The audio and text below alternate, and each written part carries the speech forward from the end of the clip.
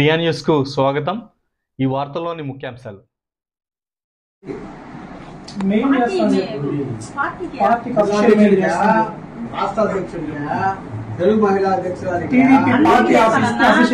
మొట్టమొదట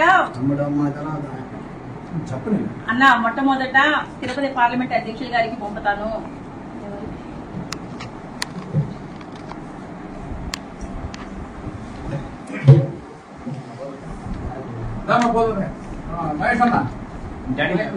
మొట్టమొదట మా తిరుపతి పార్లమెంట్ అధ్యక్షులు నరసింహ యాదవ్ గారు ఉన్నారు, వారికి తెలియజేస్తాను. ఆ తర్వాత మా రాష్ట్ర అధ్యక్షులు వారు మా ఇంజనీర్ అచ్చెన్నాయుడు గారు ఉన్నారు, వారికి తెలియజేస్తాను. దాని తర్వాత మా మహిళా అధ్యక్షురాలు వంగలపూడి అనిత గారు ఉన్నారు, వారికి కూడా తెలియజేస్తాను. అదేవిధంగా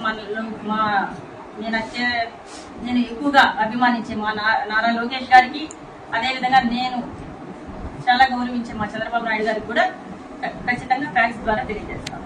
అందరికీ నమస్కారం. నా పేరు చక్రాల ఉష, తిరుపతి పార్లమెంట్ తెలుగు మహిళా అధ్యక్షురాలిని.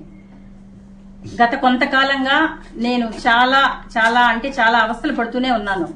ఒక తెలుగు మహిళా అధ్యక్షురాలుగా ఈ జిల్లా వ్యాప్తంగా మహిళల సమస్యలు నేను తీర్చమని నారా లోకేష్ గారే నన్ను నియమించి అందరి సమస్యలు తీర్చే దిశగా, పరిష్కరించే దిశగా కూడా నాకు పదవి కట్టబెట్టడం జరిగింది. కానీ నా పదవికి నేను న్యాయం చేయలేకపోతున్నానని చెప్పుకోవడం కూడా సిగ్గుపడుతున్నాను. ఎందుకంటే శ్రీకాళహస్తి నియోజకవర్గంలో బొజ్జల సుధీర్ రెడ్డి గారు అనే ఒక నియంత దగ్గర పని చేయడం నాకు చాలా కాలంగా ఇష్టం లేదు. అంటే ఏ రోజైతే నాకు పదవి వచ్చిందో ఆ రోజు నుంచి కూడా నేను పార్టీకి కమిట్మెంట్ గానే పనిచేస్తూ వస్తా ఉన్నాను. కానీ నన్ను అన్ని రకాలుగా ఒక మహిళ అని కూడా చూడకుండా ఎన్నో రకాలుగా అవమానాలు, అవహేళనలు, అదేవిధంగా ఎన్నో రకాలుగా మానసికంగా కూడా నన్ను బాధ పెట్టడం జరిగింది. అయినా కూడా మన ఇంటి గుట్టు చెప్పుకుంటే మనకే చేటు అనే ఉద్దేశంతో నేను చాలా వరకు కూడా కడుపులో దాచుకున్నాను.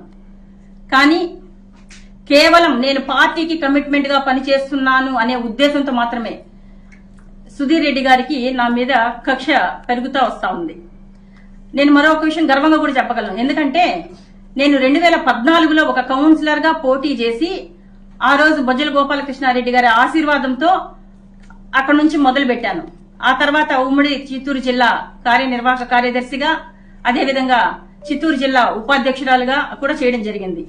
తర్వాత నేను పని చేసే పని విధానాన్ని బట్టే నాకు నారా లోకేష్ గారి స్వయంగా ఇచ్చారు అని చెప్పుకోవడం గర్వపడుతూ ఈ రోజు మా నారా లోకేష్ గారికి, అదేవిధంగా చంద్రబాబు నాయుడు గారికి, మా అచ్చెన్నాయుడు గారికి శిరస్సు వంచి క్షమాపణ కోరుకుంటున్నాను. ఎందుకంటే ఇక్కడ సుధీర్ రెడ్డి గారు నన్ను పని చేయనివ్వడం లేదు. ఎందుకంటే కేవలం నేను కూడా ఎందుకు పరుగులు తీస్తున్నానో చెప్పాల్సిన అవసరం కూడా ఉంది. నారా లోకేష్ గారు అంతటి వారే నాకు ఈ పదవి ఇచ్చారు. నేను అన్ని విధాల ఈ పని చేసి ఈ అధ్యక్షురాలు పదవికి ఉష అర్హురాలు అని అందరి దగ్గర మంచి పేరు తెచ్చుకొని ముందుకు పోవాలని ఆశపడ్డానే తప్ప నా మనసులో వేరే దురుద్దేశం ఏదీ లేదు. కానీ నా మీద నిందలు చాలా రకాలుగా సుధీర్ రెడ్డి గారు వేయడం జరిగింది. అన్నీ కూడా భరించాను. ఎన్నోసార్లు మధ్యస్థాలు అవి ఇవి జరిగినప్పటికీ కూడా మన ఇంట్లో విషయాలు మనమే మింగేయాలి అనే ఉద్దేశంతో నేను చాలా వరకు కూడా భరిస్తూ వచ్చాను. రాను రాను వాళ్ళ యొక్క వేధింపులు ఎక్కువైనాయి. అదేవిధంగా నన్ను పని చేయనీయకుండా కూడా వేధిస్తున్నారు. ముఖ్యంగా మహిళా కమిటీ అంటూ ఇచ్చారు. ఏ ఒక్క మహిళని కూడా నాతో పని చేయకుండా, నేను ఒకటే చెప్తున్నా, నేను పార్టీకి పనిచేస్తున్నానే తప్ప నా ఇంటికో నా ఇంటి అవసరాలకో ఏ ఒక్క క్షణం కూడా నేను ఎవరిని ఉపయోగించలా. కానీ నన్ను అడుగడుగునా కూడా పని చేయనీయకుండా, ఎందుకంటే నాకు మంచి పేరు చేస్తే ఎక్కడ నారా లోకేష్ గారు నన్ను ఇంకా గౌరవిస్తారో అనే ఉద్దేశంతో వాళ్ళు నన్ను ముందుకు రానివ్వడం లేదు. అయినప్పటికీ భరించి ఇక్కడ వాళ్ళు నాకు అవకాశం ఇవ్వకపోయినా కూడా ఈ పార్లమెంట్ పరిధిలో 7 నియోజకవర్గాలు ఉంటే 6 నియోజకవర్గాలు కూడా తిరుగుతున్నాను.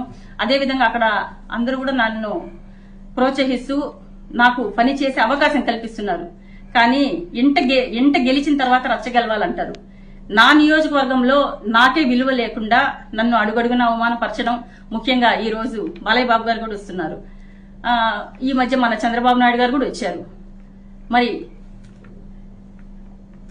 సుధీర్ రెడ్డి గారు టికెట్ వచ్చిన తర్వాత అందరినీ కలుపుకొని, ఇటు జనసేన వాళ్ళు అసంతృప్తిగా ఉండొచ్చు, బీజేపీ వాళ్ళు అసంతృప్తిగా ఉండొచ్చు, వాళ్ళనందరినీ కూడా కలుపుకొని అందరూ ఏకతాటి మీద నడిచి పార్టీని గెలిపించండి అని బాబు గారు చెప్పినప్పటికీ కూడా మరి సుధీర్ రెడ్డి గారు పెడచెవిని పట్టి మమ్మల్ని ఒక పురుగుల్లాగా చూస్తా ఉంటే మేము ఎంతకాలం అని శిరస్సు ఉంచుకొని బానిసలాగా పనిచేయాలని మిమ్మల్ని అడుగుతున్నాను.